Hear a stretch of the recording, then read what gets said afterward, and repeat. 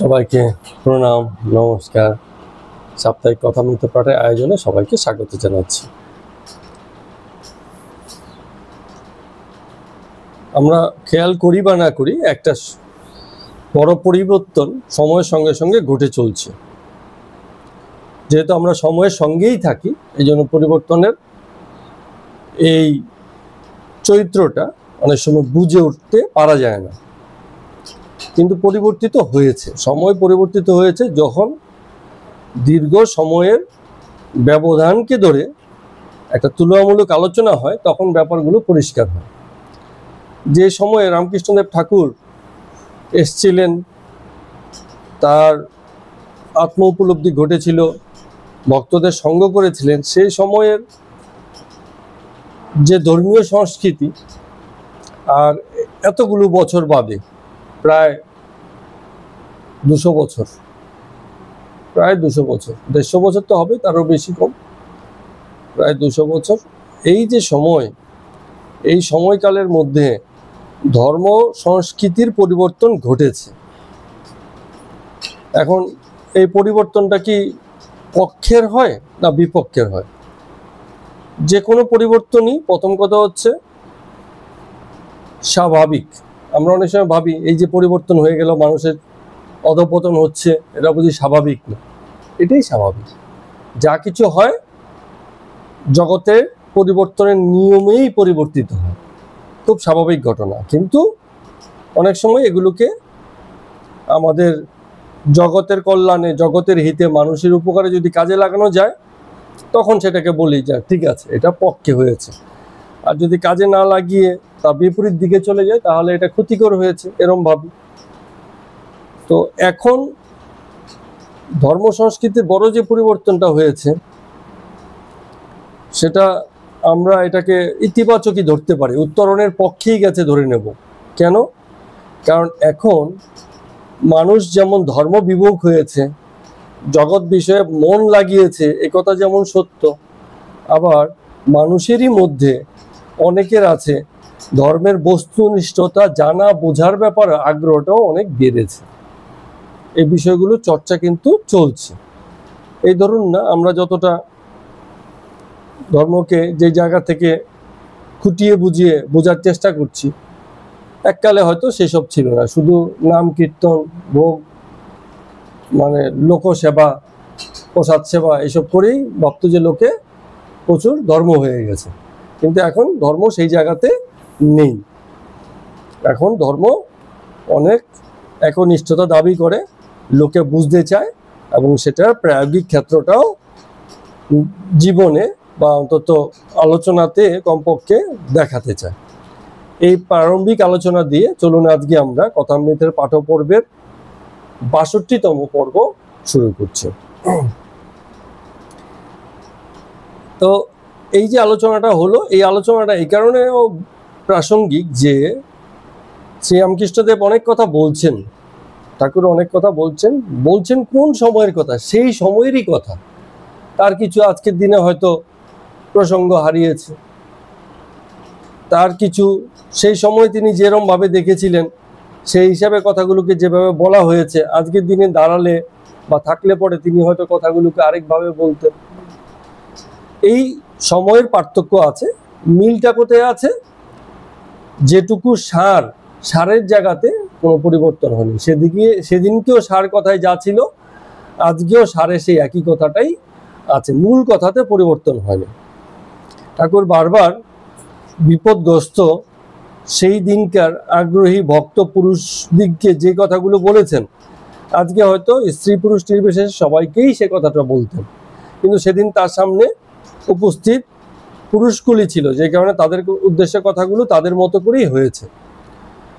যেমন এক জায়গাতে এখানে কথা বলছে মাস্টারমশাই, ঠাকুর সামনে মাস্টারমশাইও বসে আছেন, আরো কেউ কেউ বলছেন, বিবাহ করে ছেলে পুলে হয়েছে, তাই চাকরি করতে হয়, সংসারী ব্যস্ত ভার্যা লয়ে, ভার্যা মানে হচ্ছে স্ত্রী লয়ে, আবার বাড়ির সঙ্গে বনিবনাও নাই, তাই আলাদা বাসা করতে হয়। এই বলে আবার হাসছেন মিটিমিটি। চৈতন্যদেব নিতাইকে বলেছিলেন, শোন শোন নিত্যানন্দ ভাই, সংসারী জীবের কবু গতি নাই। গতি দেখিয়েছেন, তারপরেও আবার স্মরণ করে দিচ্ছেন সংসারী জীবের গতি নেই। কারণ যতই চেষ্টা করা হয় না কেন, তারা সেই যে বলয় আছে, যেই যে সংসার বহু আছে, তার বাইরে আর যেতে পারছে না। তো মাস্টারমশাইকে দেখিয়েও বলছেন যে এই যে এনাকেও দেখো, ইনিও আলাদা বাসা করে থাকছেন, হ্যাঁ, এবং বলে আবার একটু হাসছেন মিটি মিটি, কারণ শান্তি নেই, সংসারে থাকা যাচ্ছে না, এরকম ব্যাপার। তো ওখানে আরেকজন ভক্ত হরি এবং তার সঙ্গে আরো কয়েকজন ভক্তবৃন্দ ছিল, তারা আবার প্রশ্ন করছেন, বলে আচ্ছা, অনেকের তাকে লাভ করতে এত দেরি হয় কেন? শ্রীরামকৃষ্ণ তো দিচ্ছেন, তবে কি জানো, ভোগ আর কর্ম শেষ না হলে ব্যাকুলতা আসে না। কথাগুলো ঠিক বলেছেন। কোথাও না কোথাও ভোগের স্পৃহা, ভোগের আকাঙ্ক্ষা যদি জীবনে থেকে যায়, সেটুকু না কাটলে হয়তো ধর্মসভায় যাবে, হয়তো মঠে মন্দিরে যাবে, হয়তো অনেক সেবা কর্মও করবে, কিন্তু তারপরেও মানে পুরোপুরি ব্যাকুলতা সেই পর্যন্ত আসবে না। কিছু তখনও কর্ম করার ইচ্ছা বাকি থাকে, কিছু কিছু ভোগ ইচ্ছা তখনও বাকি থাকে। যেমন অনেক সময় ঠাকুর বলছেন, এই উদাহরণটা খুব ভালো বলেছেন, বলে যখন রুগীর বাড়াবাড়ি অবস্থা, তখন যতই ওষুধ দেব সঙ্গে সঙ্গে কাজ হয় না, তো বাড়ির লোক খুব অস্থির হয়ে যায়, বলে কি ব্যাপার, আপনি ওষুধ দিচ্ছেন, রুগী তো ঠিক হচ্ছে না। যে কোনো অসুখেরই বাড়াবাড়ি অবস্থা, তখন ওই মানে ডাক্তারবাবু বলে যে দিন কয়েক কাটুক, অথবা 24 ঘন্টা পরে, যেরকম বলে না যে 24 ঘন্টা পর্যবেক্ষণ, তারপরে বলতে পারবো। ঠিক আছে, তার মানে ওই যে অসুখ হয়েছে তার যে ভোগান্তিটুকু, মানে রোগীর যে ভোগ করার কথা, সেটুকু ভোগ না হলে পরে ওষুধেও কাজ হবে না। হ্যাঁ, সুন্দর বলেছে। রোগ যখন বাঁধিয়েই ফেলেছো, তো তার ভোগান্তি কোথায় হবে? তুমি রোগ বাঁধিয়ে এসছো আর আমি টপ করে খাইয়ে দিলাম, তুমি সুস্থ হয়ে গেলে, তোমার তো রোগ বাঁধানোর জন্য তোমাকে যে অনাচার করতে হয়েছে, তার তো ফলভোগ তোমার হলো না। আর তা যতক্ষণ না হচ্ছে ততক্ষণ ওষুধেও কাজ হবে না। ফলভোগ হয়ে গেল, এবার ওষুধ কাজ করতে শুরু করবে। ভোগান্তি হয়ে গেছে, ওষুধ কাজ হচ্ছে। তীব্র জ্বরের মধ্যে ওষুধ খেলেও মানে জ্বর কমে না, বাড়তেই থাকে, চড়তেই থাকে, চড়তে চড়তে চড়তে চড়তে আবার ধীরে ধীরে ধীরে ধীরে নামতে থাকে। একটা রাত্র হাঁসফাঁস করে কষ্ট করে কাটে, পরদিন সকাল থেকে আবার আস্তে আস্তে কাজ শুরু হয়। তার মানে কি হচ্ছে, ফল ভোগ হচ্ছে সেখানটা, যে কোনো যে কর্ম হয়েছে তার ভোগটা সেই সময় হচ্ছে। এবং ভোগ যখন হয়ে যায়, তখন ডাক্তার জানে সামান্য ওষুধেও কাজ হয়ে যায়। অনেক সময় যখন এই ভোগান্তি কাজ হয়ে মানে সেরে যায়, মানুষের ভোগ যখন কেটে যায়, তখন এই যে কি বলে পানি পড়া, ফু দিয়ে দিয়েছে, তাতেও কাজ হয়ে যাচ্ছে। কারণ শরীর তো ভোগ মানে করে নিয়েছে, কিন্তু ব্যক্তি বুঝতে পারে না, ব্যক্তি ভাবে যে পানি পড়াতে আমার বুঝি সব ঠিক হয়ে গেল। কিন্তু ভোগ যতক্ষণ ঠিক না হচ্ছে ততক্ষণ পর্যন্ত হবে না। অনেক সময় এমন হয়, যেমন আমরা অনেক সময়, বিশেষ করে আমি তো এই প্রসেসে যাই, আছে একটা মানে জলকে ফু দিয়ে বা একটা মন্ত্র বলে বা একটা যেমন কিছু করে সে ওটা একটা তো মূল ব্যাপারটা হচ্ছে, যেমন আমি অনেক সময় করি, সাধারণ অসুখ বিসুখ হলে, সাধারণ অসুখ বিসুখ তাতে কোনো ওষুধ খাই না। কেন খাই না? কারণ আমি জানি ওষুধ করা মানে হচ্ছে একদিন দুদিন থাকবে, পরে এটা অটোমেটিক দেহই ঠিক করে দেয়। তো ওরকমই ব্যাপারটা, ভোগ কাটলে দুর্ভোগ এমনি শেষ হয়ে যায়, আর কিছু করা লাগবে না। তো নারদ রামকে একবার বলেছিলেন, রাম অযোধ্যাতে আছেন, এখন রামের জীবনকাল তো মানে তৈরি হয়ে আছে। ওই যে কৈকেয়ী যে রামকে এরম শর্ত দিবেন, মানে দশরথকে, সেও তো আগে থেকে তৈরি, নাহলে রামের বনবাস হবে কি করে? কৈকেয়ীকে দোষ দিয়ে লাভ নেই। আমরা তো ভাবি যে কৈকেয়ী, তো আমরা আলোচনা করেছিলাম, আপনি ছিলেন সেই সময়গুলোতে, অত্যন্ত জ্ঞানী মহিলা ছিল, প্রজ্ঞান মহিলা, বিদুষী মহিলা, কিন্তু তারও কোথাও ভুল হয়ে গেছে। ভুল হয়ে গেছে কথা বলেই কিন্তু বুঝতে পেরেছেন। যেখানে রাম যখন বনে যাচ্ছে, রামকে ফিরিয়ে আনার জন্য তার প্রাণান্ত চেষ্টা ছিল যে তা চলে আসো, আমার ভুল হয়েছে, সঙ্গে সঙ্গে বুঝে গেছেন। কিন্তু কথা যখন একবার হয়ে গেল, সেই কথার উপর ভিত্তি করেই রামায়ণ তৈরি হবে। তাই জন্য রামের অপেক্ষা এবং তার ওই যে বনবাসে যাওয়া, এবং তারপরে গল্প টল্পগুলো যা আছে সব পরম্পরায় ঘটছে, একটার পর একটা ঘটবে। এই সকল আয়োজন ঘটনা যে ঘটবে, কারণ কি? কারণ একটাই, সেটা হচ্ছে রাবণের বধ। এই যে সব ঘটনা সব শেষ গিয়ে কোথায় হয়েছে? রাবণ বধে গিয়ে। এখন রাবণের বধ তো আর প্রথমেই হবে না। এখন নারদ রামকে গিয়ে বলছেন যে রাম, তুমি তো অযোধ্যায় বসে আছো, তো রাবণ বধ করবে না? তুমি তো অবতার হয়ে এসছো রাবণকে বধ করার জন্য। রাম বলছে, মানে ধৈর্য ধরো নারদ, সময় হোক, রাবণের কর্মগুলো মানে তার অপরাধগুলো তাকে করতে দাও, তবে না গিয়ে তাকে মানে সেইটা হবে। যতক্ষণ পর্যন্ত তার অপরাধ না হবে ততক্ষণ পর্যন্ত তার বধের উদ্যোগটাও নেওয়া হবে না। আগে সবকিছু ঘটতে দাও। এটা আমাদের পুলিশের মতো, আগে গিয়ে খুন খারাপি হোক, তবে গিয়ে এবার কেস বিচার বাস বিচার শুরু করবে। কেউ খবর দিল যে ওখানে একজন এরকম হচ্ছে, বলে খুন কি হয়েছে? বলে হয়নি। বলে হলে পরে খবর দেবেন, আগে কোনো কাজ নেই। তো ব্যাপারগুলো হচ্ছে অনেকটা এরকম। তো একজন প্রশ্ন করছে, সেই হরি বলে সংসারে এত দুঃখ কেন? এই কথার উত্তর ঠাকুর অনেকবার দিয়েছেন, বলে এ তারই লীলা। আর তার থেকেও বড় কথা, যদি আমরা একটু ভালোভাবে খেয়াল করি, এই যে সুখ দুঃখ যা কিছু আছে, জ্ঞান অজ্ঞান, ভালো মন্দ, পাপ পুণ্য, এগুলো আমাদের স্তরের বিষয়। সৃষ্টিকতার দিক থেকে, পুরুষের প্রকৃতির দিক থেকে এসবের কোনো বালাই নেই, কোনো বিষয় নেই। তো তারপরেও সেটা তার লীলা। ঠাকুর অনেক সময় বলতেন একটা কথা, বলে চোর খেলায় বুড়ি, ওই যে বুড়িকে ছুতে হবে, এটা কি এখন কিরম হয় জানি না। আগে একটা মানে আমরা বাচ্চাবেলায় খেলতাম, একটা হয়তো ইটের টুকরো মাঝখানে রেখে দেওয়া হতো, ওটাই বুড়ি, সব গিয়ে দৌড়ে গিয়ে ওটাকে ছুঁয়ে ধরে আবার চলে আসতে হতো এরকম। হ্যাঁ, বুড়ির চোর, ওই টাইপের খেলা। তো এখন বাচ্চারা এইসব খেলাটা অনেকে জানেও না, এইসব খেলা হারিয়ে যাচ্ছে। তো এখন খেলাতে প্রথমেই যদি সবাই বুড়িকে ছুঁয়ে ফেলে, খেলা তো বেশিক্ষণ চলতে পারবে না। এই জন্য খেলাটাকে লম্বা করতে গেলে এই জিনিসটাকে অনেকক্ষণ খেলাতে হবে। তো এটাই ঠাকুরও বলছেন, বলে প্রথমেই যদি সবার ঈশ্বর প্রাপ্তি হয়ে যায়, তো জগতের খেলাটা তখনই শেষ, জগতে খেলা আর চলবে না। তাই জন্য জগতের খেলাটাই বেশিক্ষণ চলে। কেউ কেউ থাকে এই জগতের খেলাতে, যারা সেই মানে প্রাপ্তি সংযোগটা যাদের সঙ্গে ঘটে যায়। বলে যখন ইসের মেলাতে ঘুড়ি ওড়ে, কিসে হয় যেন ঘুড়ি ওড়াটা? বিশ্বকর্মাতে। হ্যাঁ, আকাশে সেদিন হাজারো ঘুড়ি, তার মধ্যে 2-4টা ঘুড়িই হয় যেগুলো বোকাট্টা হয়ে যায়, কেটে যায়। ঠিক আছে, মুক্তি মানে সে আর সুতুর বাঁধনে বাধা থাকলো না, সে চলে গেল, আর বাকিরা মানে উঠতে লাগলো। তো ঠাকুর এই কথাটাই বলছেন যে 2-4 জনই আছে যারা মুক্ত হয়ে যায়, ঈশ্বর দর্শন যাদের ঘটে, আর বাকিরা কেবল চেষ্টা মাত্র করে। অনেক তপস্যার পর তার কৃপা হলে পরে তবে পাওয়া যায়। এবং মানে এই ঘটনা যখন ঘটে তখন মা আনন্দময়ী হাততালি দেন, বোকাট্টা এই বলে, এরকম। তো হরি বলছে, তো সবই তো বুঝলাম, কিন্তু এই যে খেলা লীলা, এসবের মধ্যে পড়ে তো আমাদের প্রাণ যায় যায় অবস্থা। তো এবার রামকৃষ্ণ ঠাকুর হাসতে হাসতে বলছেন, তুমি কে বলো দেখি যে তোমার প্রাণ যায় যায় অবস্থা? তোমার প্রাণ কি তোমারই প্রাণ? এই ঈশ্বরেরই খেলা আর ঈশ্বরেরই প্রাণ। কষ্ট তার, কষ্টের আয়োজনও তিনি করছেন, আবার তিনিই রক্ষা করছেন। যা কিছু হয়েছে জগতে তুমি নিজেও সব তারই অংশ।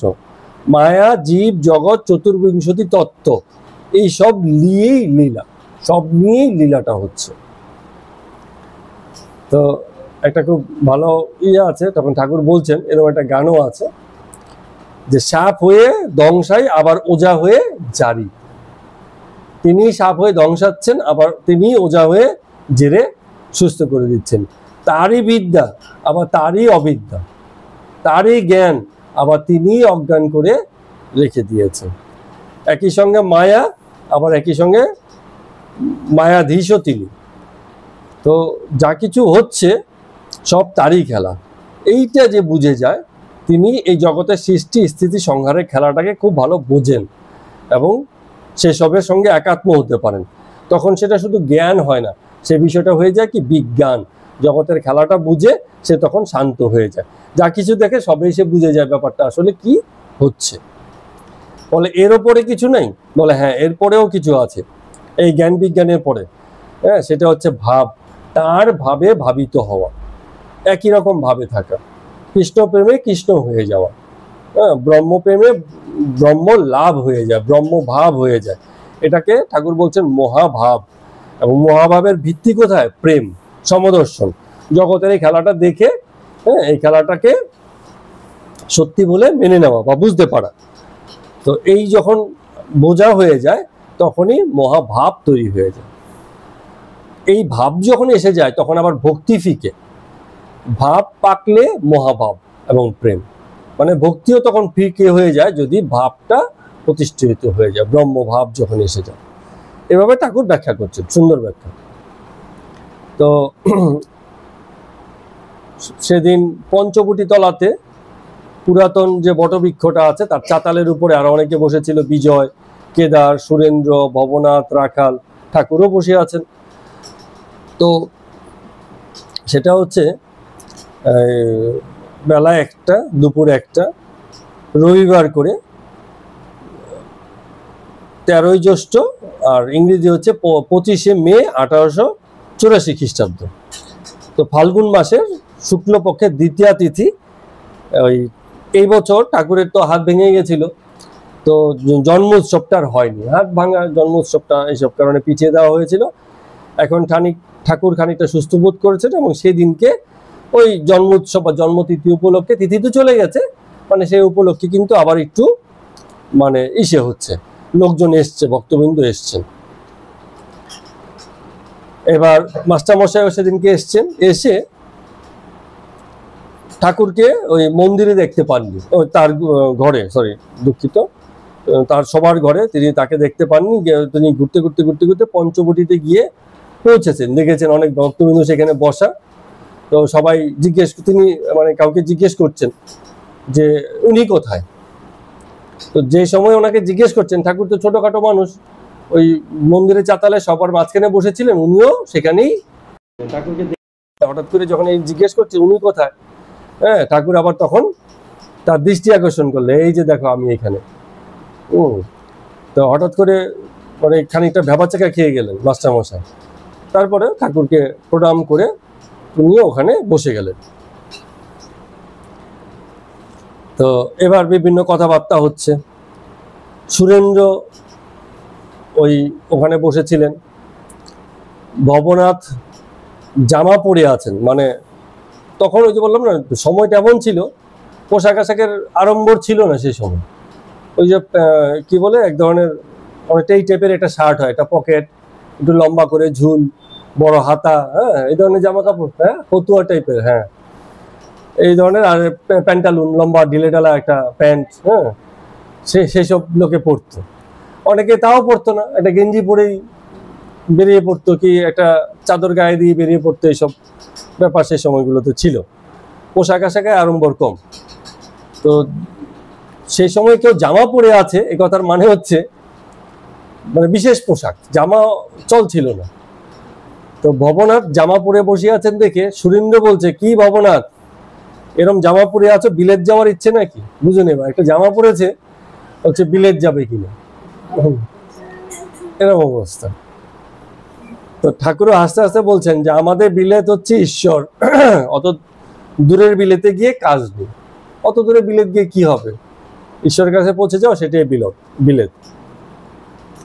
আবার এই জামা কাপড়ের প্রসঙ্গে ঠাকুর বলছেন, বলে মাঝে মাঝে আমার এমন হতো, মানে জামা কাপড় পুরো ফেলে দিতাম, গায়ে রাখতে পারতাম না, সব খুলে রাখতাম, আনন্দময় হয়ে ঘুরে বেড়াতাম, দিগম্বর অবস্থা। ঠাকুর বলছেন না যে যখন ঈশ্বর দর্শন হয়ে যায় তখন 4টি অবস্থা তৈরি হয়ে যায়, তার মধ্যে একটা হচ্ছে এরকম দিগম্বর অবস্থা তৈরি হয়ে যায়। তো শম্ভু একদিন বললে, কি হে ঠাকুর, তুমি তো ন্যাংটা হয়ে ঘুরে বেড়াচ্ছ। তো আমি বললাম, হ্যাঁ রে, বেশ আরাম, ভালোই তো লাগছে, এরকম, মানে ইসের ব্যাপার নেই।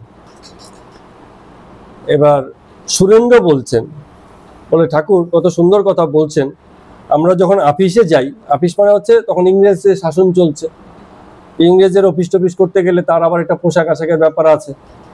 হ্যাঁ, মোটা মোটা জামা, বিশেষ জামা, মাথায় টুপি, এসব বিশেষ পরে যেতে হতো। তো বলছে যে আমাদের এই যে তৎকালীন যে ভারতীয় জনগোষ্ঠী, মানে এই বঙ্গ ধরুন বা ভারতবর্ষ ধরুন, এরকম একটা ইংরেজদের অফিসে চাকরি করবে কেউ, কোনো বাড়ির কোনো সদস্য, এটা বিশাল ব্যাপার। সবাই ভাবতো যে সে যাতে উঠে গেল, ইংরেজ অফিসে সে চাকরি করে, তার বিশেষ পোশাক আছে। তো এক প্রকারের মুক্তি, অর্থাৎ তখন এই অজপাড়াগা, আধা গ্রাম আধা শহরের যে দারিদ্রতার সঙ্গে লড়াই করা, সেসবের ভিতর থেকে যে অর্থনৈতিক দুরবস্থা, তারপরে আবার কুসংস্কার, নানা রকম সামাজিক বিধিনিষেধ, এইসবের ভিতর থেকে কেউ যদি বেরোতে পারতো, বা মানে কি হচ্ছে, সেই ধরনের পোশাক যখন গায়ে উঠতো, সে ভাবতো যে মুক্তির আনন্দ পেলাম, আমি উচ্চ পদে এসে গেলাম। কিন্তু সুরেন্দ্র বলছে উল্টো কথা, বলছে যে যখন অফিস থেকে এসে এই যে জামা চাপকান সবকিছু খুলি, মনে হয় যেন মুক্ত হলাম। এই যে আপনি বলছেন যে পোশাক আশাকের ঠিক নেই, দিগম্বর হয়ে ঘুরে বেড়াতেন, সত্যি তার মধ্যেও মুক্তি। যেমন তেমন পোশাক, খুব ভালো পোশাক পরার মধ্যে এক প্রকারের মুক্তি, জগতের লোক তাই ভাবছে। আবার সেসব ছেড়ে সাধারণ পোশাক বা অল্প পোশাক পরে আছে, বা পোশাক পরেই নেই, তাতেও এক আলাদা রকম মুক্তি। তো সুরেন্দ্র বলছে যখন পোশাক টোশাক খুলে ফেলতাম, বলতাম মনে মনে যে মা, তুমি কত বাঁধনেই না বেঁধে রেখেছো। মানে এই পোশাকগুলো অনেকটা বাঁধনের মতো মনে করত। সুরেন্দ্রই কথা বলছে। রামকৃষ্ণ বলছেন, হ্যাঁ, জগতে জীবের হচ্ছে অষ্টপাশের বন্ধন। অষ্টপাশ কি আছে মানুষের মধ্যে থাকে, এগুলো ইনবিল্ট, এই জড়তাগুলো সবসময় আছে। এক হচ্ছে লজ্জা, মানুষ মাত্রই লজ্জা বোধ আছে। ওই যে আমরা অনেক সময় বলি না যে সদ্য জন্ম নেয়া মাছের পোনাটাও জানে যে তাকে পালিয়ে বাঁচতে হবে, নাহলে বড় মাছ তাকে খেয়ে নেবে। ও তো সদ্য জন্ম নিয়েছে, ও তো এই জল হাওয়ার খেলাটা বুঝেনি, তারপরেও সে জানে। কোথা থেকে জানে? জন্মেই নিয়ে আসে, মাছ হয়ে জন্মায় সেই অভিজ্ঞতা নিয়েই। তো কিছু জিনিস আছে, হ্যাঁ, এই যেমন বাছুরের জন্মানোর পর একটু দাঁড়াতে শুরু করলে তিরিং মিরিং লাফাতে শুরু করে, কাউকে ধরা দিতে যায় না। হ্যাঁ, আমাদের হতো সেই সময়টাতে, বাছুরের জন্ম হলে আমরা গিয়ে ওকে আদর করতে যেতাম। গরুকে আদর করা যায়, বাছুরকে আদর করা যায় না। ও মানে মানে মানুষের সমান লাফিয়ে উঠে সে পালিয়ে বেড়াবে, ধরা দেবে না, এরম ভাব। তো জন্মাবার সঙ্গে সঙ্গেই সেই বৃত্তিটা তার মধ্যে থাকে। তো মানুষ হয়ে জন্মাবারও, জীব হয়ে জন্মাবারও কিছু থাকে। কি? এক লজ্জা থাকে, আর হচ্ছে দুই ঘৃণাবোধ থাকে, ঠিক আছে? তারপরে ভয় থাকে, ভিতরে ভিতরে ভয়। যেমন ছোট বাচ্চাও ভূতের ভয় জানে, জীবনে ভূত দেখেনি করে, তারপরে সে ভূতের ভয় জানে। তারপরে জাতিবোধ হচ্ছে ও আমার কাছের লোক, ও আমার আপনার লোক, ও আমার দূরের লোক, হ্যাঁ, এরকম। অভিমান কি? যে যখন তার কোনো বিষয়কে সম্মান করা হয় না, তখন তার ভিতরে অভিমান চলে আসে। বাচ্চাদের অভিমান হলে চোট ফুলে ফুলে কাঁদে, ঠিক আছে? তারপরে সংকোচ, কোথাও কোথাও জড়তা আছে, দুয়ার খোলা কিন্তু তারপরে কারো বাড়িতে শর্ট করে ঢুকে যাওয়া যায় না, সংকোচ বোধ আছে। আর হচ্ছে গোপনের ইচ্ছা। কিছু জিনিস থাকে মানুষের মধ্যে স্বভাবতই, যা কিছু তার সঙ্গে ঘটে সে স্বভাবতই সবগুলো গোপন করতে চায়, সবকিছুই সে বলতে চায় না। বাড়ি এসে কিছু বললো, মানে কোনো কারণ ছাড়াই জিজ্ঞেস করেছে, হয়তো বাবা মা সহজভাবেই জিজ্ঞেস করেছে, কিন্তু কোনো কারণ ছাড়াই সে গোপন করে ফেলে, তাই তো? কেন গোপন করে ফেলে? কারণ সে প্রথমেই সতর্ক হয়ে যায়, না, সবকিছু বলা যাবে না। তো এইগুলো হচ্ছে অষ্টপাশ বন্ধন। তো যারা মুক্ত মনের মানুষ, তাদের এইসব নেই, লজ্জাবোধ নেই, ঘৃণাবোধ নেই, ভয় নেই, জাতিবোধ নেই, জগতের সকলের প্রতি সমান ভাব, সমান প্রেম, অভিমান মানে যে অহংবোধ, সেটাও নেই, সংকোচ বোধও নেই। ঠাকুরের ছিল না, সে মেজবাবুর মানে সবার ঘরে গিয়ে শুয়ে পড়তো, এরম ভাব। গোপনের ইচ্ছা বিচ্ছা নেই, যখন যেমন চায় বলে দিত, মানে জীবনে এমন কিছুই নেই যেটাকে গোপন করতে পারে। তো এই যে এত বিষয়, এগুলো সবই অষ্টপাশের বন্ধন থেকে মুক্তি হচ্ছে, মুক্তির ইচ্ছা হচ্ছে সেসব বিষয়গুলিতে।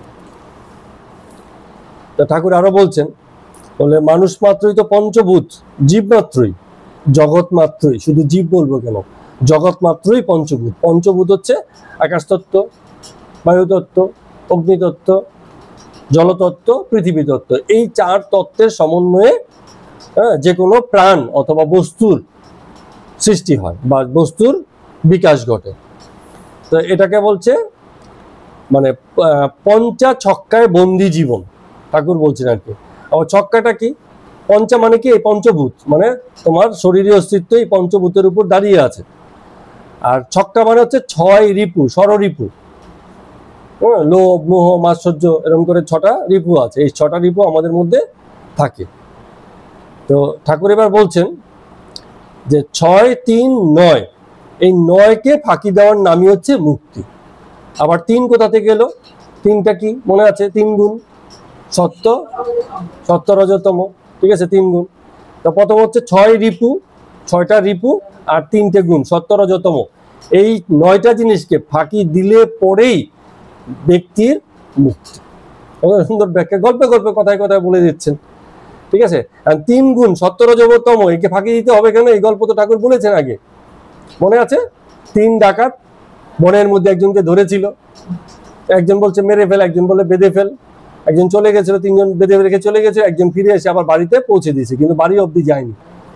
হ্যাঁ, তো ঠাকুর এখানে বলছেন সত্য মুক্তির পথ দেখায়, কিন্তু শেষ পর্যন্ত সঙ্গে থাকে না। পথ দেখিয়ে দেবে কিন্তু শেষ পর্যন্ত যাবে না, কারণ সত্য নিজেও চোর, সেও একটা গুণেরই গুণ, জগতের বিকাশের গুণেরই গুণ, সেটা শেষ পর্যন্ত সঙ্গে যাবে না। কত সুন্দর করে জিনিসগুলোকে ব্যাখ্যা করছেন। তাহলে আমাদের মানে 3টে বিষয় আছে। কি কি বিষয়? ষড়রিপু যেগুলো আছে, আর এখানে শরীরে যে অষ্টপাশ, এই কথাগুলোকে একটু মনে রাখলে ভালো হয়। অষ্টপাশ যেগুলো আছে, জন্ম মাত্রই মানুষের মধ্যে থাকে লজ্জা, ঘৃণা, ভয়, জাতি, অভিমান, সংকোচ, গোপনে ইচ্ছা, এগুলো। তারপরে ষড়রিপু, আর সর্বশেষ হচ্ছে সত্য, রজতম, এই 3-এর প্রভাব থেকে মুক্ত থাকা। এটাই লক্ষ্য, আর কিছু না। হ্যাঁ, তো ঠাকুর অনেকে এসছেন, কেদার আছে, বিজয় আছে। তো কেদার আর বিজয়কে পাশাপাশি বসিয়েছেন, মানে ঠাকুর মাঝখানে এক পাশে কেদার, এক পাশে বিজয়। আপনাদের মনে আছে কিনা, কেদার আর বিজয় তাদের নিজেদের মধ্যে কিন্তু একটু দ্বন্দ্ব ছিল। দুজনেই লোকমান্য, লোকশিক্ষা দিতে চায়, মানে নেতা হতে চায়, এরকম একটা ব্রাহ্ম সমাজের দুজনই প্রধান হতে চায় বলে একটুখানি দ্বন্দ্ব তাদের মধ্যে ছিল। একমাত্র ঠাকুরের কাছে গেলেই ঠাকুর এইসব বিষয়গুলো জানতো, এদেরকে বিভিন্ন রকম ইয়ার্কি করতো, আবার কখনো কখনো মিলিয়ে দেওয়ার চেষ্টা করতো। তো এখন এদের মূল বিষয়গুলো তো জানে, এরা লোক শিক্ষা দেওয়ার চেষ্টা করে বটে, কিন্তু কোথাও না কোথাও এদেরও সামাজিক বন্ধন, পারিবারিক বন্ধনের কারণে লোকের কাছে সেই মান্যতার জায়গাটা পায় না। তো ঠাকুর এগুলোকে বিভিন্ন সময় বলেছেন, কেদারকেও বলেছেন, বিজয়কেও বলছেন। এখন এসে আবার সেই কথাটাই বলছেন, বলছে যে জগৎ সুখ ত্যাগ করেছে, ঘরের স্ত্রী লোকের প্রভাব থেকে মুক্ত হয়েছে। কেন এই কথাগুলো বলছে? কারণ আমি প্রথমে বলে দিয়েছি আজকে, সে সময় তার কাছে পুরুষ লোকই যেত, ভক্ত মানেই পুরুষ লোক, ফলে তাদের উদ্দেশ্যে যা বলা তাই বলেছে। আবার কোনো মেয়ে লোক গেলে তাকে হয়তো বলতো যে সংসারের এইসব বাঁধন থেকে, পুরুষ লোকের প্রভাব থেকে বেরো। তো বলছে জগৎ সংসারের এই যে সুখ, জগতের সুখ, স্ত্রীলোকের প্রভাব, কামিনী কাঞ্চনের প্রভাব, সেখান থেকে বেরোতে হয়। তো ওদের দুজনকেই বলছে, কেদার আর বিজয়কে, বলে তোমাদের নিজেদেরকেই দেখো না, এই যে এত বড় বড় গোপ করেছো, তাদের ছবি দেখলে দেখবেন অনেক বড় গোপ ছিল তাদের। বলে গোপ দেখে তো খুব পুরুষ শ্রেষ্ঠ মনে হয়, হ্যাঁ, কিন্তু বাড়ির মেয়ে লোকের প্রভাব কি কাটাতে পেরেছো? মনে মনে বিবেচনা করে দেখো। তো তাদের মধ্যে বিজয় স্বীকার করলেন যে হ্যাঁ, আগে তার কথা সত্যিই বলেছেন। তো এবার ঠাকুর বলছেন যে এই যে বিষয়, এটা বাইরে থেকে বোঝা যাবে না। ক্যাপ্টেনের বাড়ি গেছিলাম, ক্যাপ্টেন ছেলেটার কথা মনে আছে কিনা? খুব মায়ানমার ব্রাহ্মণ, তখন ওই যে বর্মাতে চাকরি করতো, সে উচ্চ পদে, সেও খুব দারুণ ছেলে। কিন্তু তার বাড়ি হয়ে একবার রামের বাড়ি যাব, তো তার বাড়িতে আরো ভক্তবৃন্দের সঙ্গে আমরা গেছি। তো ক্যাপ্টেনকে বলা হলো যে চলো এবার তো আমরা তোমার বাড়ি থেকে রামের বাড়ি যাব, তাহলে গাড়ি ভাড়াটা তুমি দিয়ে দাও। ক্যাপ্টেন কি করেছে, বাড়ির কর্ত্রীকে গিয়ে বলেছে, মানে স্ত্রীকে। এখন স্ত্রী এদেশীয় নয়, সে ভিতর থেকেই শুনতে পাচ্ছে, মানে বাইরে থেকে লোকে শুনতে পাচ্ছে, ক্যা হুয়া, কিসকা ভাড়া, কোন সা ভাড়া। ভিতর থেকে এসব বলছে। তো একটু বাদে ক্যাপ্টেন মানে বেরিয়ে এসে বলছে যে তোমরা যে বাড়িতে যাচ্ছ ওই রামই তোমাদেরকে ভাড়াটা দিয়ে দেবো এখানে।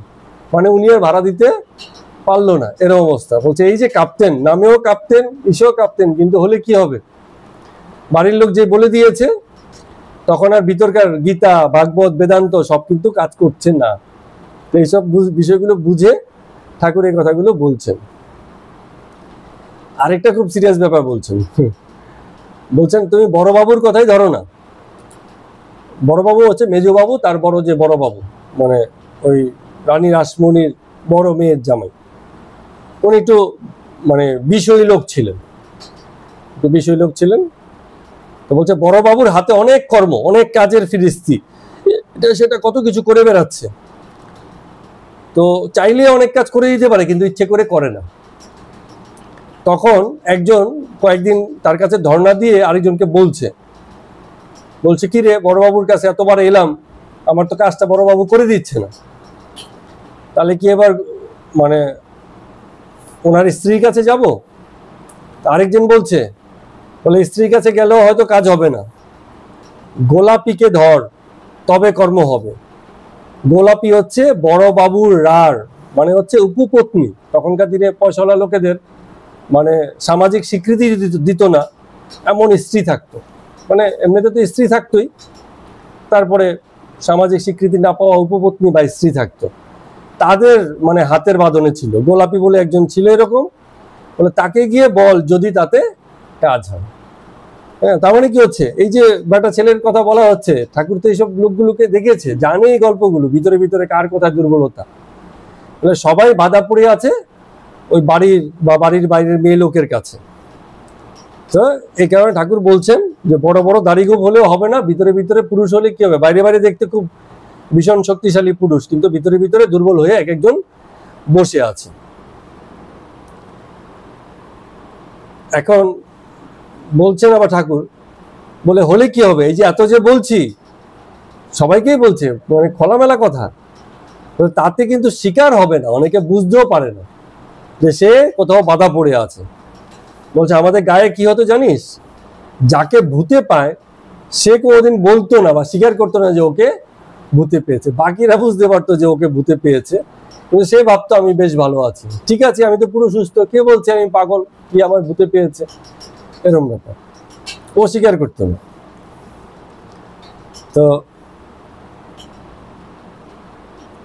এখন ঠাকুর আরো বলছেন, ইয়ার কি করছেন যখন এইসব বিষয়ে মারাত্মক ইয়ার কি করছেন, বলে যাকেই জিজ্ঞেস করি কিরে তোর স্ত্রীটি কেমন, সবাই বলে এক বাক্যে, না আমার স্ত্রী কিন্তু খুব ভালো, 8-10 জনের মতো না, এমন কেউ এসে বলছে না যে না আমার স্ত্রীটি ঠিক নেই। হ্যাঁ, কিন্তু জ্বালা সবারই, সবাই যে বাড়ি ঘর ত্যাগ করে দেখা যাচ্ছে আলাদা আলাদা হয়ে থাকছে, সেই সব দিনেও এইসব বিষয়গুলো চলতো। তো ঠাকুর বলছেন যারা কামিনী কাঞ্চন নিয়ে থাকে তারা নেশার কিছু বুঝতে পারে না। এটা যেন অনেকটা এরকম, যারা দাবা খেলে, দাবা খেলা দেখেছেন তো, অনেক সময় দুজন খেলে আর আশেপাশে 8-10 জন ঘিরে থাকে খেলা দেখে, এবং সবসময় বলে দেওয়া থাকে পাশে থেকে কেউ সাইন মানে ইসে দেবে না, আওয়াজ করবে না, বলে দেবে না এই হবে সেই হবে, দুজনে খেলা দুজন খেলবে, বাকিরা দেখবে। তো যারা খেলছে অনেক সময় একটা চাল ওদের চোখে পড়ে না, বাকি যারা দাঁড়িয়ে থাকে ওরা বুঝতে পারে আরে এই তো একটা সুন্দর চাল, মানে হাতি খাওয়া পড়ে যাচ্ছে, ও তো খাচ্ছেই না, ও তো দেখছেই না। ও এরকম ব্যাপার হয়, আপনাদের মধ্যেও হয়, লুডু ফুডু খেলতে গেলে দেখবেন কারো হয়তো খাবার দান পড়েছে, ও দেখছে না, ও চাল দিতে যাচ্ছে, পাশের জন টেনে ধরছে, দেখো ও এরকম। এর অর্থ কি, মানে বাকিরা দেখতে পাচ্ছে কিন্তু যে খেলছে সে দেখতে পাচ্ছে না। ঠাকুর এই কথা বলে এই কথা বলছেন যে যে সংসারে এরকম করে মজে আছে সে সত্যিই বুঝতে পারছে না যে আদৌ সে মজে আছে কিনা, কিন্তু বাকিরা যারা তাকে পাশ থেকে দেখছে তারা বুঝতে পারছে। তো খানিক বাদে সুরেন্দ্র, তার কনিষ্ঠ ভ্রাতা গিরীন্দ্র এবং তার ভ্রাতুষ্পুত্র নগেন্দ্র, এরা সবাই এসে দাঁড়িয়েছে। গিরীন্দ্র বড় অফিসে কাজ করে, নগেন্দ্র ওকালতি করে। তো গিরীন্দ্রকে ঠাকুর বলছেন তোমাদেরকেও বলি তোমরা সংসারে থাকো কিন্তু আসক্ত হইও না। এই যে দেখো রাখাল, এখন ওকে আমি প্রায় প্রায় বাড়িতে পাঠিয়ে দিই, কারণ ওর সৎ অসৎ বিচার হয়ে গেছে। বাড়িতে গেলেও এখন আর বাধা পড়বে না। ওই যে ইসেকেও বলেছিল, আমাদের মাস্টারমশাইকে, অনেকদিন হয়ে গেছে, এবার তুমি বাড়ি যাও। তার আগে আবার একদিন মাস্টারমশাই বলেছিল, আমি কি তাহলে একদিন বাড়ি যাব? কলকাতায় যখন ঘুরতে গেছে, কাছাকাছি বাড়ির কাছাকাছি এসছি যাব, তখন কিন্তু ঠাকুর রাজি হয়নি। হ্যাঁ, তার মানে যখন সৎ অসৎ জ্ঞান হয়ে যাবে, বিচার হয়ে যাবে, তখন কিন্তু তাকে ছেড়ে দেওয়া যায়। এটা আমি ওদেরকে অনেক সময় বলি যে বিচার আর সিদ্ধান্ত নেওয়ার ক্ষমতা যেদিন হবে, সেদিন থেকে তোমাদের মানে পারিবারিক বন্ধন বা শাসন থেকে মুক্তি। কারণ তোমরা বিচারপূর্বক নিজের সিদ্ধান্ত নেওয়ার ক্ষমতা রাখছো, যখন রাখছো তখন মুক্তি, তুমি সিদ্ধান্ত নিতে পারবে, সেটা সঠিক হোক ভুল হোক, এই স্বাধীনতা থাকবে। কারণ কি এমন নয় সকলেই সবসময় সঠিক সিদ্ধান্ত নেবে, ভুল হবে না। কিন্তু বিচার যদি থাকে জগতের ব্যাপারে, হ্যাঁ, ওই যে বন্ধু কি করেছে, চুইংগাম দিয়েছে, খেতে খেতে বাড়িতে ঢুকছে। আমাদের বাড়িতে তো এসব ঢোকে না। তো কথা ছিল যে বাড়িতে তো নিয়ে আসতে পারতি, জিজ্ঞেস করে নিতে পারতি, আগের থেকেই মুখে ঢুকিয়ে বাড়িতে ঢুকছিস, এখন তো বিচারের কোনো জায়গাই নেই, যাওয়ার হয়ে গেছে।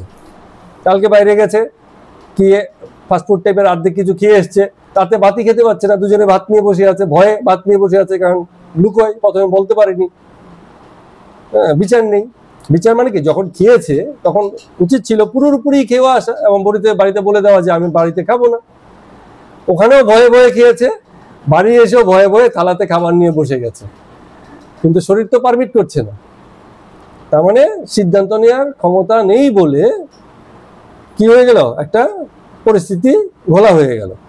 তো যখন এই সৎ বিচারটা এসে যাবে, তখন সে ঠিক করতে পারবে যে হ্যাঁ আমি এখন এই কাজটাই করব বা এটা করবো না। এবং সেদিন সে এই মানে উপরের বাবা মা বলো বা অন্য শিক্ষক টিক্ষক যে যারাই আছে তাদের শাসন থেকে মুক্ত। অনেক সময় এমনও দেখেছি আমি, একটা পরিবারের সবচেয়ে ছোট ছেলে পরিবারের পক্ষে সবচেয়ে বড় বড় সিদ্ধান্ত নিয়েছে। পরিবারে দাদা আছে, দিদি আছে, আরো অনেকে আছে, কিন্তু সিদ্ধান্ত দিচ্ছে পরিবারের সবচেয়ে ছোট ছেলে। অবাক ব্যাপার, কারণ তার কাছে বিচার আছে, সে ভালো মন্দ বিচার করে সবকিছু আলোচনা করে সঠিক সিদ্ধান্তটা দিতে পারে। তাহলে যার বিচার আছে, বড় ছোটর ব্যাপারটাই সবাই তার কাছেই যায়, এবার তুমি আমাকে বলো আমাদের কি করা উচিত। এরকম বিচার যখন এসে যায়, ঠাকুরও বলছেন তখন সংসারে থাকলেও আর কোনো অসুবিধা নেই, এই কামিনী কাঞ্চন নিয়ে থেকেও এসবের প্রভাব থেকে মুক্ত থাকা যায়। তো ঈশ্বরে যখন মন একবার লেগে যায়, তখন সংসারের বিষয় থাকে বটে, কিন্তু মনটা সেদিকে তখন যায় না। ঈশ্বরে মন রেখেই সেই যে কি সুতুরদের মেয়েরা যেরকম ঢেকিতে মানে কি বলে এটা, যে চিড়ে করে, ঠিক ওই রকমের ওই দক্ষতার সঙ্গে, ওই অভ্যাসের সঙ্গে এবং ওই বিচারের সঙ্গে তখন সে কাজ করতে পারে। বুদ্ধি দিচ্ছেন, ভালো বুদ্ধি দিচ্ছেন। তো জাউতলাতে অনেকেই আছে, গেল দিনকে অমাবস্যা ছিল, জ্যৈষ্ঠ মাস ছিল, হঠাৎ মেঘ করছিল এবং হঠাৎ ঝড় বৃষ্টি এসে উপস্থিত হলো। তো যখন ঝড় বৃষ্টি হয়, হয়তো আর গাছতলায় বসে থাকা যাবে না, সবাই দৌড়ে দৌড়ে তখন ঠাকুর দালানে এসে উঠল। এরপরে ওই ঠাকুরকে সবাই পুষ্পমালা দিয়ে বরণ করছেন। তখন ভবনাথ আছেন, রাখাল আছেন, আরো অনেকে আছেন। তো ঠাকুরের তখন আবার খানিকটা সমাধি সমাধি ভাব, এবং সমাধি হলে যেটা হয়, ওনার স্বগতোক্তি, নিজে নিজে কথা বলতে শুরু করেন, এইসব ব্যাপারগুলো আসতে থাকে। উনি বলছেন কৃষ্ণ কৃষ্ণ কৃষ্ণ কৃষ্ণ, কৃষ্ণই সচ্চিদানন্দ, নিজে নিজে বলছেন। আবার বলছেন কই তোমার রূপ আজকাল এত আর দেখি না কেন, কোথায় ফাঁকি দিচ্ছ, নাকি সবই তুমি, মন বুদ্ধি জগৎ সব তুমিই হয়ে আছো, গুরুর প্রণামে আছে, তুমিই অখণ্ড, তুমিই আবার চরাচর ব্যাপ্ত করে রয়েছে, তুমিই আধার, তুমিই আদেহ, প্রাণ কৃষ্ণ, মনকৃষ্ণ, বুদ্ধি কৃষ্ণ, আত্মা কৃষ্ণ, সব কৃষ্ণই তুমি, প্রাণ হে গোবিন্দ মম জীবন। মানে এটা কিন্তু ঠাকুরের আরো বেশি তখন ভাবে থাকেন, তো এই কথাগুলো তখন ওরম ভাবে বলছেন।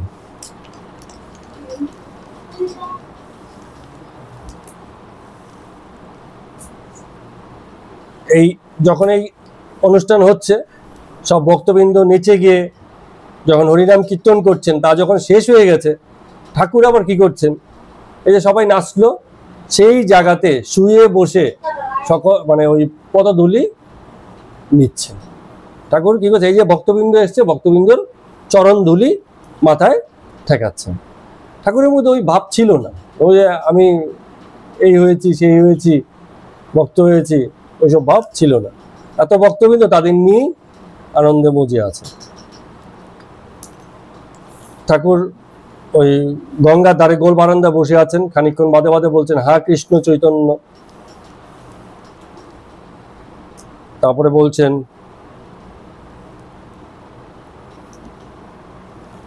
একটা উদাহরণ দিচ্ছেন, আবার সেই একই কথা, কামিনী কাঞ্চন নিয়ে দু চার কথা বলে। সংসারীর পক্ষে কামিনী কাঞ্চন পুরোপুরি নিষিদ্ধ, এমনকি ওই যে বলছে না মেয়েদের ঘটে আটা ছবি পর্যন্ত রাখা যাবে না, এরকম। যিনি সন্ন্যাসী হয়েছেন, হ্যাঁ উদাহরণ দিচ্ছেন, বলে কোন সুন্দরীর গায়ে যদি বোটকা গন্ধ থাকে, তাহলে যেমন তার মানে শরীরী সৌন্দর্য বৃথা হয়ে যায়, এমনি করে সন্ন্যাসীর মধ্যে যদি সে বিষয়ে কোনো দুর্বলতা থাকে, তাহলে তার সন্ন্যাসত্ব নষ্ট হয়ে যায়।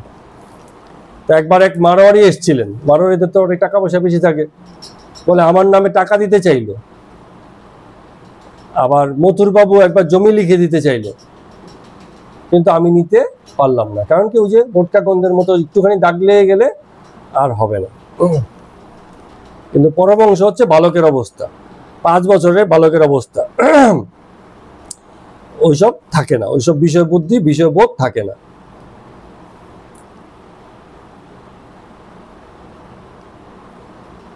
এবার বিজয়কে বলছেন, বলে চৈতন্যদেব নিত্যানন্দকে বলেছিলেন, নিতাই আমি যদি সংসার ত্যাগ না করি, তাহলে এই যে লোকের যে মঙ্গল আমাকে দিয়ে হবে বলে মনে হয়, তা কিন্তু আর হয়ে উঠবে না। মানে শ্রী গৌরাঙ্গ বলছেন নিত্যানন্দকে, বলে সেই সময় সংসার ত্যাগটাই জরুরি ছিল। সত্যি এতখানি মুক্ত হতে না পারলে সেই সময় সেই পরিপ্রেক্ষিতে সমাজ ব্যবস্থায় এতটা মানে ভক্তির পক্ষে যে জোয়ার সংগঠিত করা, সেগুলো হয়ে উঠতো না।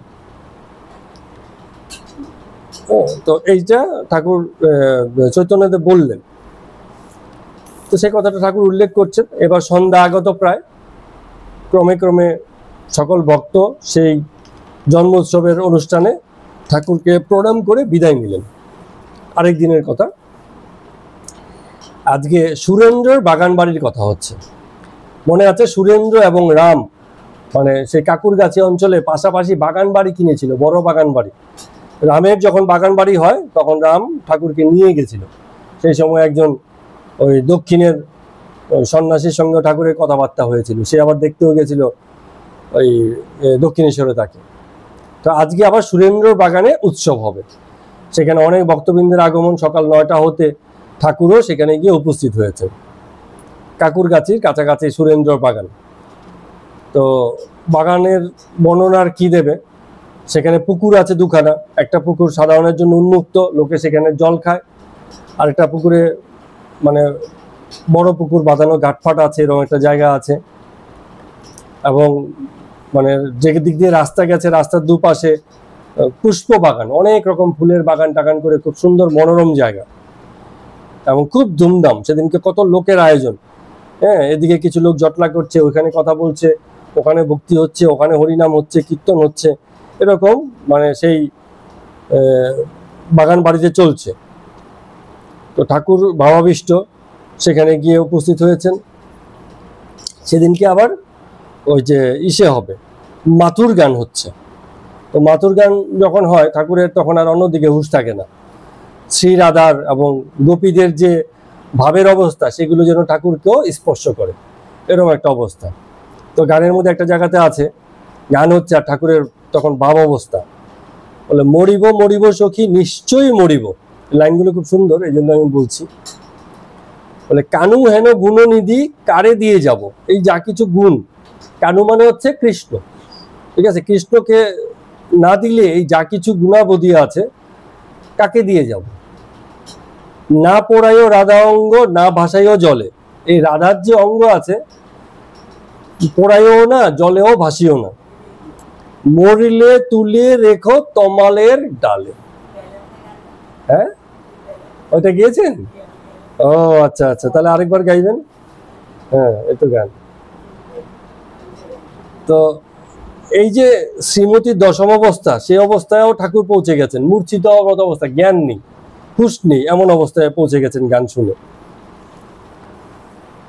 তো সেদিনকে খুব নাম সংকীর্তন হচ্ছে, খোল করতাল দিয়ে রাধে গোবিন্দ জয় গোবিন্দ রাধে রাধে বলে অনেক গান কীর্তন হচ্ছে, রাধে গোবিন্দ জয় বলে অনেক গান কীর্তন হচ্ছে। তো এরকম অনেকক্ষণ চললো। চলার পরে ঠাকুর খানিকটা মানে ভক্ত সঙ্গে এসে একটু প্রকৃতিস্থ হচ্ছেন। এমন সময় নিরঞ্জন আসিয়া উপস্থিত এবং এসে ঠাকুরকে প্রণাম করলেন। নিরঞ্জনকে দেখে ঠাকুর আনন্দে চক্ষু বিস্ফোরিত হওয়ার মতো অবস্থা, চোখ বড় বড় হয়ে গেছে, বলে নিরঞ্জন তুই? হ্যাঁ, এবং ওকে জড়িয়ে ধরলেন, জড়িয়ে ধরে বলছেন, দেখো এই ছোকরাটি বড় সরল, সরলতা পূর্বজন্মে অনেক তপস্যা না করলে হয় না, কপটতা, পাটোয়ারি, মারোয়ারি বুদ্ধি এসব থাকলে ঈশ্বরকে পাওয়া যায় না, ছল চাতুরি দিয়ে ঈশ্বরকে পাওয়া যায় না। বলছে দেখছো না, ভগবান যেখানে অবতার হয়েছেন সেখানেই সরলতা। দশরথ সরল, তার স্ত্রী যে এরকম মানে করতে পারে সেটা বুঝতে পারেনি, বুঝতে পারার পরে যা কিছু ঘটলো, শোকে শোকে ভদ্রলোক মরেই গেল, এরকম অবস্থা। সরলতা তার না থাকলে এরকম হয় না। শ্রীকৃষ্ণের বাবা নন্দ সরল, বাসুদেব সেও সরল, মানে যশোদা মা সেও সরল, কোথাও কোনো মানে টেস্ট নেই, জগতের হিসেবে কোনো ইসে নেই, এত সরলতা। সাত্বিক ভাব। তো এবার আবার বলছেন যে এ চাকরি করে, মানে ওই যে নিরঞ্জনকে বলছেন, বাকিদেরকে শুনিয়ে শুনিয়ে বলছেন, কিন্তু সবাই তো চাকরি করে সংসারী মাগো ছেলের জন্য। মাগো ছেলে মানে হচ্ছে কি, ওই যে স্ত্রী মানে বউ আর হচ্ছে পুত্রকন্যাদের জন্য, কিন্তু নিরঞ্জন কিন্তু তার জন্য চাকরি করছে না, ও ওর নিজের মায়ের জন্য চাকরি স্বীকার করে নিয়েছে। বয়স্ক মা, তাকে খাওয়াতে পড়াতে হবে, তাই জন্য সে চাকরি স্বীকার করে নিয়েছে। মা গুরুজন ব্রহ্মময়ী স্বরূপা, তার জন্য সে চাকরি করছে। কত সুন্দর ছেলে, ভারী সহজ সরল, কিন্তু একটাই দোষ, হ্যাঁ, বলে এখন একটু একটু মিথ্যা কথা বলতে শিখেছে। হ্যাঁ, এর আগে খবর পাঠিয়েছিল একদিন এসে দক্ষিণেশ্বরে দেখা করবে, আর আসেনি। ও বলেছিল যে যাবে, মানে আমি খবর পাঠিয়েছিলাম, ও কাউকে বলে দিয়েছিল যে হ্যাঁ আমি যাব দেখা করবো, কিন্তু আর দেখা করেনি। এটুকুই শুধু মিথ্যে শিখেছে, এরম বলছেন। পাশে দেখে বসিয়ে রেখে খুব আদর করছেন, এরম ঠাকুরের মধ্যে যেরম ভাব আর কি, ভক্ত সঙ্গে সময় কাটাতে পছন্দ করে। বলছে যে এই যে গোপীদের দেখো কি অনুরাগ, হ্যাঁ, তমাল গাছ দেখে কৃষ্ণের ভাবে মোহিত। তমাল গাছটা কোনটা? হ্যাঁ, তমাল, যাই হোক, হ্যাঁ তমাল আছে, হ্যাঁ, তমাল দেখে একেবারে প্রেম উন্মাদ, গাছ দেখেই কৃষ্ণের ভাবে প্রেম উন্মাদ। ওই সেরকম হয়েছিল, সমুদ্রে গেছে, যমুনা মনে করে নেমে গেছে। আচ্ছা, লতিয়ে লতিয়ে যাবে। আচ্ছা, তো শ্রীমতীর এরূপ বিরহ অনল, মানে সেই তমাল গাছ দেখে বিরহ অনল, মানে বিরহ যখন অন্তর্দহন করে তখন সেটাকে বলে বিরহ অনল, এবং সেই অনলে পুড়ে পুড়ে চোখের থেকে জল ঝরছে। কিন্তু ওই বিরহ অনলের আগুনের এত ঝাঁজ যে জল আর চোখ থেকে গড়িয়ে পড়ছে না, তার আগেই বাষ্প হয়ে উড়ে যাচ্ছে, এরম বলছেন। তো গৌরাঙ্গেরও ওরম অবস্থা হয়েছিল, বন দেখে বৃন্দাবন ভেবেছে, সমুদ্র দেখে যমুনা ভেবে সমুদ্রে নামতে গেছে, এরম অবস্থা, মানে প্রেমোন্মাদ এরম অবস্থা। তো ইসেকে বলছেন, ওই যে নিরঞ্জনকে বলছে, যদি পাগল হতে হয় সংসারী জিনিস লয়ে কেন পাগল হব, যদি পাগলই হতে হয় তবে ঈশ্বরের জন্য পাগল হওয়াই ভালো, সংসারের বিষয়ে পাগল হয়ে লাভ নেই, যখন ঈশ্বর আছেন পাগল হলে তার জন্য হওয়াটাই ঠিক আছে। খুব সুন্দর কথা। এই অংশে আরো কিছু আলোচনা আছে। এই কার বাড়ি যেন, এটা হচ্ছে সুরেন্দ্র বাগান বাড়িতে, বাকি অংশগুলো আমরা আগামী দিনে আলোচনা করব। কিন্তু এই যে কথাটুকু হলো, শেষের কথাটা খুব সুন্দর হলো। যদি আসক্তই হতে হয়, তাহলে জগতের বিষয়ে আসক্ত হয়ে লাভ নেই, ঈশ্বরের বিষয়েই আসক্ত হবে, তবেই মানে আনন্দ পাওয়া যাবে পুরোপুরি। আজকের মতো কথামৃত পাঠ আমরা এখানেই শেষ করছি। সবাইকে প্রণাম এবং নমস্কার।